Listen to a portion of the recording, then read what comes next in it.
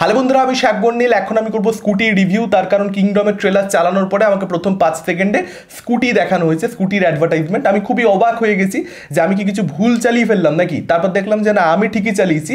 ওরা প্রথম 5 সেকেন্ডে আর কি একটুখানি প্রমোশন করে দিয়েছে, অ্যাডভার্টাইজমেন্ট করে দিয়েছে। সবারই পয়সার প্রয়োজন, এখানে সিতারা এন্টারটেনমেন্টেরও পয়সার প্রয়োজন রয়েছে, এটাতে অসুবিধার কিছুই নেই। এবার যদি কথা বলি কিংডমের ট্রেলার নিয়ে, দেখুন বিজয় দেবারাকোন্ডার আপকামিং সিনেমা, গৌতম তিন্নানুরি পরিচালক। যেহেতু তিনি জার্সির মতন একটা দারুণ ছবি বানিয়েছেন, নানির জার্সিটা, যেটা আমার ভীষণ পছন্দের একটা ছবি, যে কারণে এই ছবিটার থেকে আমার এক্সপেকটেশন সবসময়ই ছিল।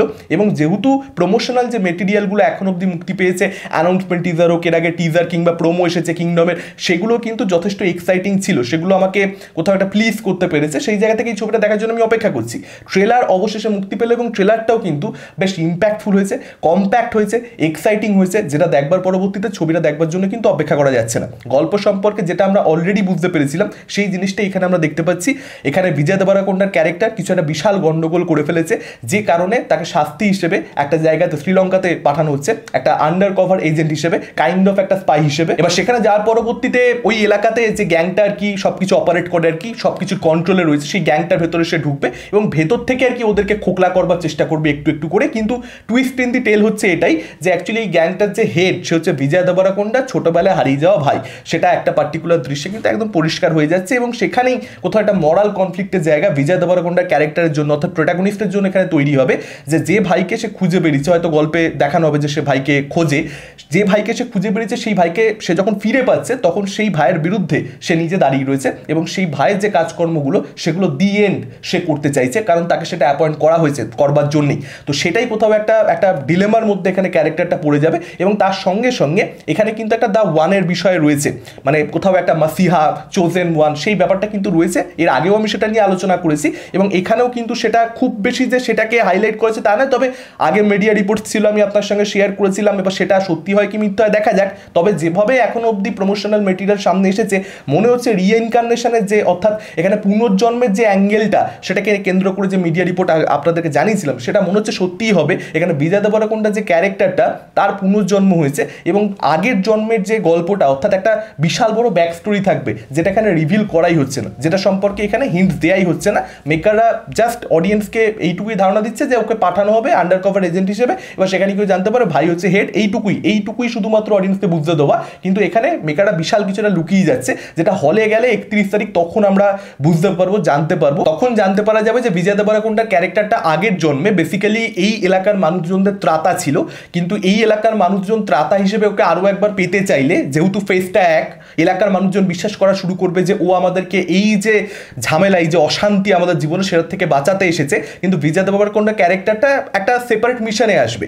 এবার সেটা হয়তো এই এলাকার মানুষজনদের বাঁচানো তার প্রাইমারি টার্গেট থাকবে না, কিন্তু এখানে এসে সে ধীরে ধীরে তার অতীত জীবনের সম্পর্কে জানতে পারবে এবং সেখানে হয়তো সে কনভিন্সড হবে, এলাকার মানুষজনই হয়তো তাকে কনভিন্স করবে যে হ্যাঁ, সে অ্যাকচুয়ালি আগের জন্মে ত্রাতা ছিল। এবং এই এলাকার মানুষজনের কষ্ট দেখে, দুর্দশা দেখে হয়তো সে কোথাও একটা ফিল করবে এবং সেই জায়গা থেকে আরও একবার সে এই এলাকার মানুষজনদের জন্য ত্রাতা হয়ে উঠবে। হয়তো আগের জন্মটাকে কেন্দ্র করে সে খুব কনভিন্সড হবেও না, জাস্ট এই এলাকার মানুষজনদের বর্তমানে যে দুর্দশা, সেটা দেখে হয়তো সে ত্রাতা হবে। তো কোথাও একটা মানে আর কি 2-2-4 করে একটা সুন্দর ক্লোজার পাওয়া গল্প, এরকম কিছু একটা কিন্তু দেখতে পাওয়ার সম্ভাবনা এখানে রয়েছে। এবার দেখা যাক, সেটা দেখুন নাও হতে পারে। এটা জাস্ট যেটা মিডিয়া রিপোর্ট ছিল সেই অনুযায়ী কি একটা আলোচনা করবার চেষ্টা করছি। তবে ট্রেলারটা কিন্তু ডেফিনেটলি খুব ভালো হয়েছে, একদম to the point, sharp editing হয়েছে এবং ট্রেলারটার মধ্যে কিন্তু ব্যাকগ্রাউন্ড মিউজিকের কাজ প্রাথমিকভাবে খুব এক্সট্রাঅর্ডিনারি কিছু আমি সেটা বলবো না, কিন্তু একটা জায়গা রয়েছে যে যুদ্ধকে কেন্দ্র করে একটা পার্টিকুলার সংলাপ রয়েছে, সেখান থেকে ব্যাকগ্রাউন্ড মিউজিকটা ট্রেলারটাকে জাস্ট নেক্সট লেভেলে নিয়ে চলে যায়। আর নিরুৎ ভীষণ ভালো কাজ করেছে। এই ব্যাকগ্রাউন্ড মিউজিকটা অ্যাকচুয়ালি আমরা আগেও শুনতে পেয়েছি, নতুন কোনো ব্যাকগ্রাউন্ড মিউজিক নয়। তবে এই ব্যাকগ্রাউন্ড মিউজিকটা আগেও ওয়ার্ক করেছে, এখনও ওয়ার্ক করেছে। সামহাও এই ব্যাকগ্রাউন্ড মিউজিকটার মধ্যে একটা ওই দ্য ওয়ান, ঠিক আছে, একটা মাসিহা, সেরকম একটা ভাইব রয়েছে এবং তার সঙ্গে সঙ্গে একটা ইমোশনাল ব্যাপার